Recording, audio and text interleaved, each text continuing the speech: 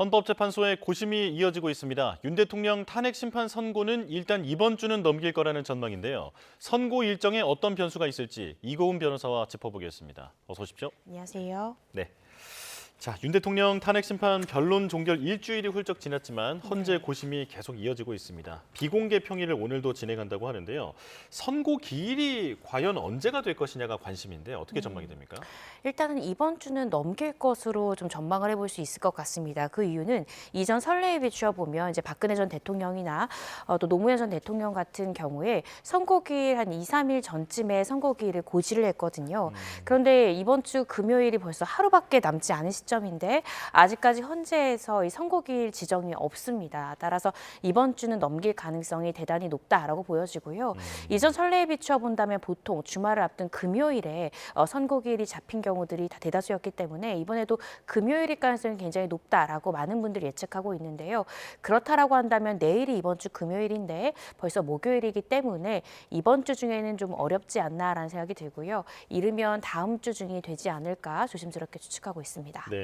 그런데 헌법재판소가 선고하기 전에 공지를 먼저 하고 그 다음 선고를 하는 것이 뭐 어떤 원칙인지는 모르겠습니다만 이제 이런 전망도 있거든요. 선고 당일에 보안을 철저히 유지하다가 판결할 수도 있다. 이런 얘기도 있는데 이건 어떻게 보십니까? 네, 지금 굉장히 보안이 중요합니다. 특히 이제 헌재에서 결정을 내리고 선고를 할 때 결정문을 읽지 않습니까? 예. 그 결정문 초안을 이 헌법재판소의 연구관들이 보통 초안을 작성을 합니다. 그래서 연구관들도 굉장히 보안에 지금 철저하게 비밀을 엄수하고 있다 이런 보도들이 나오고 있는데요. 선고기일은 당연히 지정이 미리 되어야 합니다. 그래야 당사자들이 출석을 할 수 있거든요. 보통 형사재판 같은 경우에는 변론 종결일에 한 달 뒤쯤으로 선고기일을 미리 지정을 하는 것이 통상인데 예. 헌법재판 같은 경우에는 이 형사재판과는 달리 이 선고기일을 이 선고일이 어느 정도 가늠이 될 수 있을 때쯤에서 미리 고지를 합니다. 고지를 하고 보통 2, 3일 뒤쯤에 이제 선고를 하는 것이 통상인데요.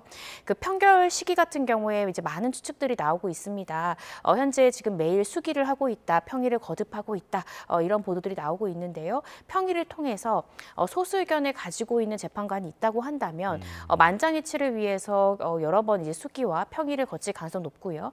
최종적인 판결은 그 선고 당일 오전에 나올 수도 있다라는 추측들도 나오고 있는데요. 예. 그 부분은 보안 사항이기 때문에 정확히 추측하기는 좀 어려울 것 같습니다. 다만 이전 선례를 살펴보면 이 박근혜 전 대통령 같은 경우에도 이 판결, 그러니까 최종적인 결론에 대한 보안을 지키기 위해서 이 재판 연구관들에게도 인용 결정문과 이 기각 결정문을 동시에 TF팀을 나눠서 작성하도록 했거든요. 예. 그렇게 해야만 이 연구관 여러 명의 연구관이 이 언론에 이 어떤 선고의 결과에 대해서 이 비밀을 누설할 수 있는 가능성을 최소화시킬 수 있기 때문에 이렇게 보안에 철저하는 모습을 보였는데요. 이번에도 이 판결이 최종 시점에 나올지 이 부분을 좀 더 지켜봐야 될 것 같습니다. 예. 자, 윤 대통령 사건 외에도 한덕수 국무총리 그리고 검사 3명 또 최재 감사원장까지 이 변론이 이미 종결이 되어 있는 탄핵 사건만 3건이 있습니다. 이런 사건들과도 어떤 순서 같은 부분에 대해서 고려할 수도 있을 것 같은데 어떻게 보세요? 네, 고려할 것으로 보여집니다. 결국 같은 재판관들이 판단을 내리는 것이고요. 예. 지금 말씀 주신 탄핵 심판 외에도 가장 중요할 수 있는 현직 대통령, 윤석열 대통령에 대한 탄핵 심판 지금 이 선고기일도 앞두고 있습니다. 일단 두 가지를 아마 헌재에서 고려할 것 같은데요. 첫 번째는 지금 이미 변론이 종결된 한덕수 총리 등 이 중요 인물에 대한 탄핵 심판 결론이 윤석열 대통령 심리에 영향을 미칠 수 있는 가능성도 그 판결 선고의 순서에 있어서 고려할 수 있는 한 가지 지점이라고 보여지고요. 또 중요한 것은 헌재에서도 처음 윤석열 대통령에 대한 탄핵 심판 청구를 받았을 때 가장 중요한 것은 대통령에 대한 탄핵 심판이기 때문에 신속하게 결론을 내겠다라고 이야기한 바 있습니다. 그래서 현재 제한된 이 재판관 인원으로 여러 가지의 탄핵 심판의 결론을 내야 되기 때문에 그중에서도 가장 신속하고 속도를 내야 되는 것은 또 윤석열 대통령에 대한 탄핵 심판 결론이거든요. 그래서 그것을 가장 또 중점에 놓고 이 선고기일들의 이 일정을 좀 조절할 수 있는 가능성이 있을 것 같습니다. 예.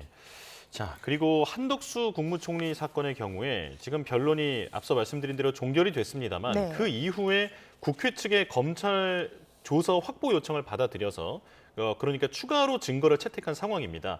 변론이 끝났는데 증거를 채택한다. 이게 이례적인 일 아닙니까?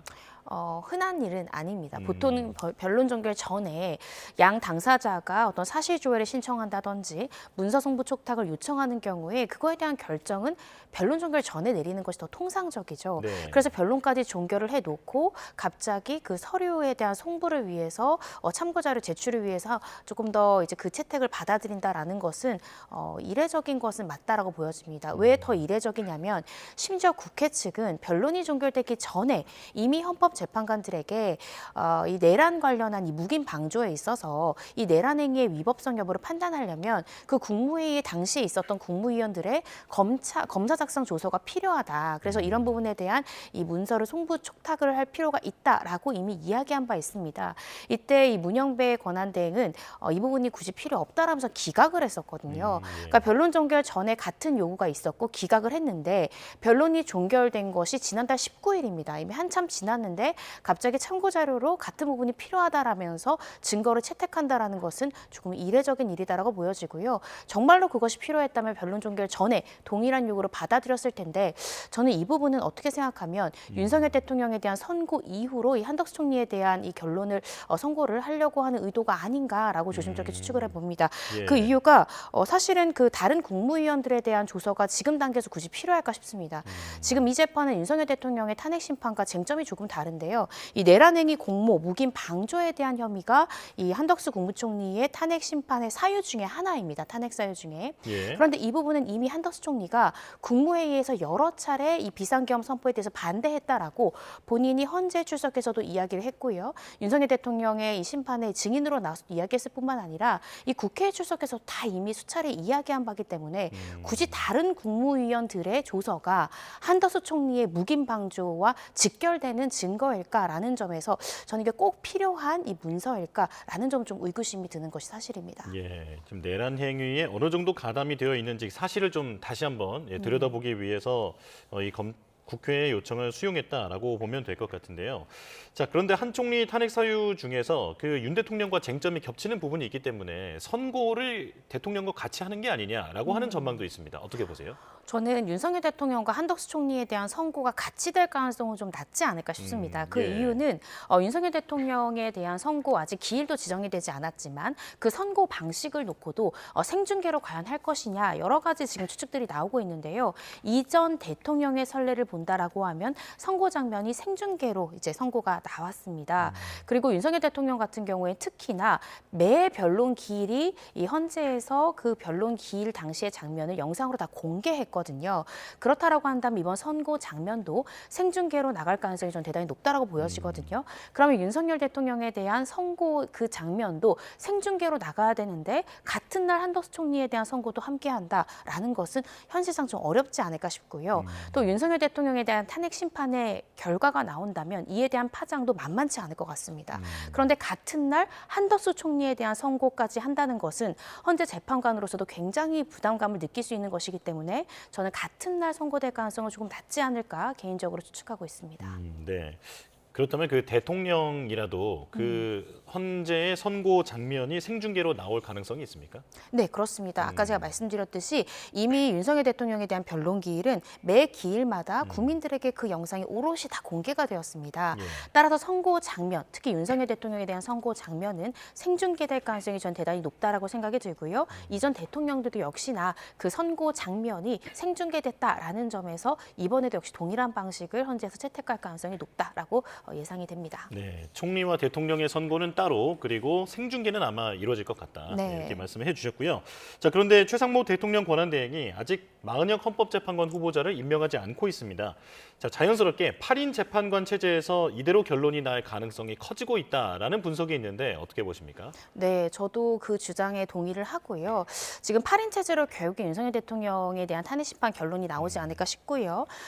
설령 이 최상목 권한 대행이 마은혁 재판관을 뭐 이번 주나 다음 주에 임명한다 하더라도 이미 윤석열 대통령에 대한 변론 종결 지난달에 이루어졌고요.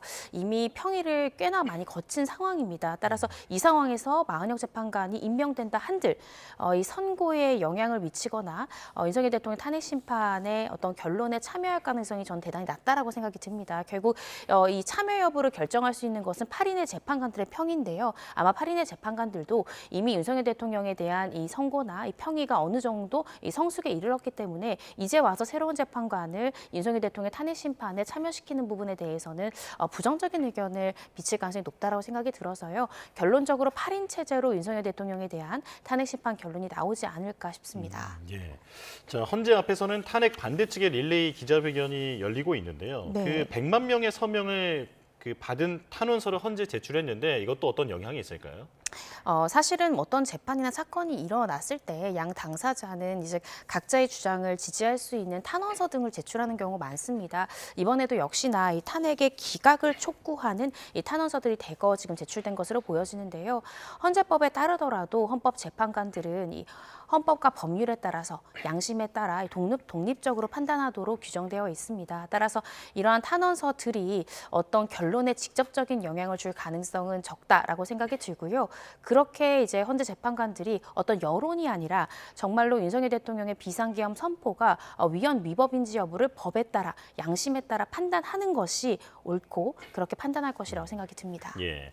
자, 이제 명태균 씨 관련 사건으로 넘어가 보겠습니다. 서울중앙지검이 오늘과 내일 정치 브로커로 알려진 명태균 씨를 재조사하는데요. 네. 자, 지난주에는 윤 대통령 부부의 공천 개입 의혹, 그리고 오세훈 서울시장, 홍준표 대구시장의 여론조사비 대납 의혹을 들여다봤습니다.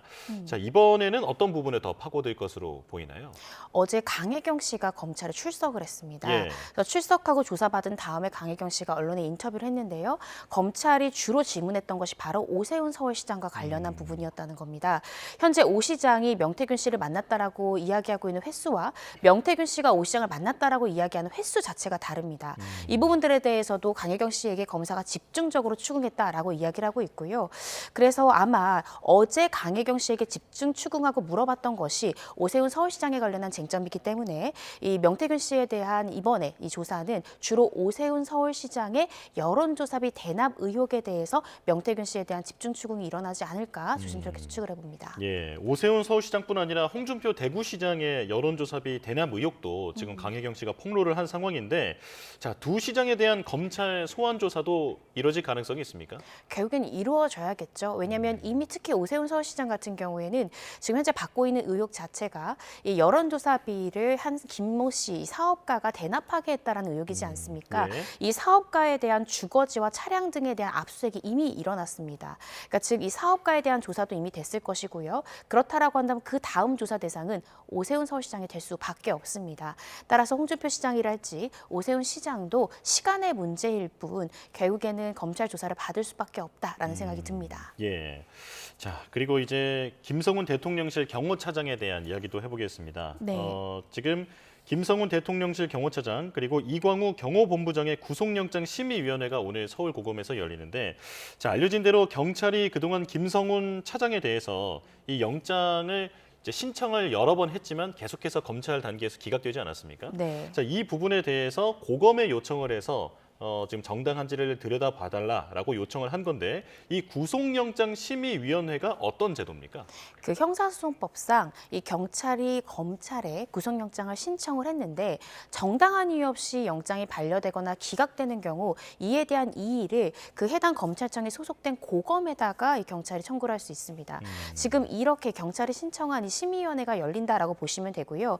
심의위원회가 열리게 되면 검사도 의견서를 낼 수 있고요. 그러니까 즉 검사도 이때 당시에 어떤 사유로 기각했던 것이고 이 기각이 정당하다는 취지로 주장하는 의견서를 낼 수 있고, 경찰 또한 영장 발부가 필요함에도 불구하고 검사의 기각이 부당하다라는 취지의 의견서를 제출하고 심의위원회에 당당 경찰과 검사가 또 출석을 할 수 있습니다. 예. 그래서 심의위원이 오늘 아마 출석을 한다고 하면 어떤 이유로 기각을 했는지, 어떤 이유로 계속해서 신청을 하고 있는지에 대해서 각 경찰과 검사에게 직접 질의할 수 있고요.